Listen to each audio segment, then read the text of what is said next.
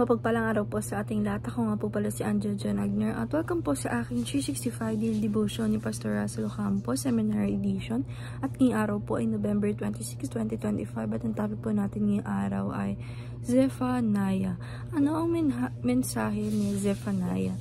And the scripture po natin ngayong araw is Zephaniah chapter 1 verse 14 to 15. And sabi po dito sa ating concept na Zephaniah, Yahweh protects. Zephaniah, a prophet in the days of King Joshua in 7th century BC, proclaimed God's coming judgment against Judah, surrounding nations, and the whole earth for sin and adultery. Yet his prophecy also pointed to hope. God would preserve a remnant, purify his people, and bring ultimate restoration. Zephaniah climaxes with the promise that the Lord himself would rejoice over his people with singing. In Zeph chapter 3 verse 17, Zephaniah highlights both God's wrath against sin and his sovereign grace toward his elect, showing us the seriousness of sin and the sweetness of salvation in Christ who secure final restoration for his people. And sabi po dito sa ating scripture na Zephaniah chapter 1 verse 14 to 15, the great day of the Lord is near and coming quickly. The cry on the day of the Lord is bitter. The mighty warrior shouts his battle cry. That day will be a day of wrath and a day of distress, anguish, a day of trouble and ruin, a day of darkness and gloom, a day of clouds and blackness. And yung sabi po dito sa ating scripture ay sa ating teaching, number 1, the day of the Lord shall come again evil.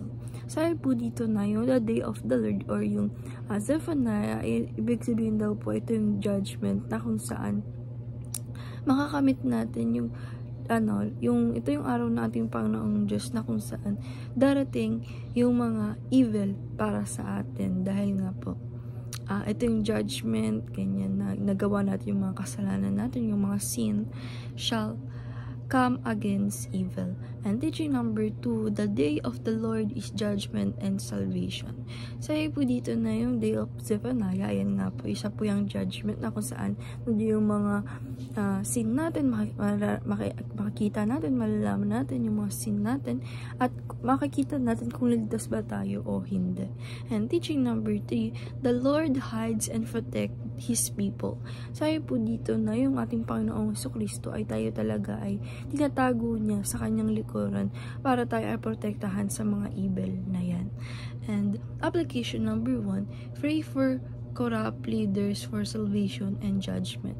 Sabi po dito na apply po natin sa life natin na ipagdasal po natin lalo yung mga corrupt leaders natin dito sa Philippines na nakakagawa sila ng mga sin na pinapahirapan nila yung mga people or ninanakaw nila yung mga pera ng people, at pagdasal natin yung kanilang kaligtasan, pati na rin yung judgment na gagawin sa kanila pag sila ay namatay. And application number 2, pursue holy living despite suffering and hardship. Sabi po dito na apply po natin sa life natin na lagi natin i-pursue yung talagang namumuhay tayo na may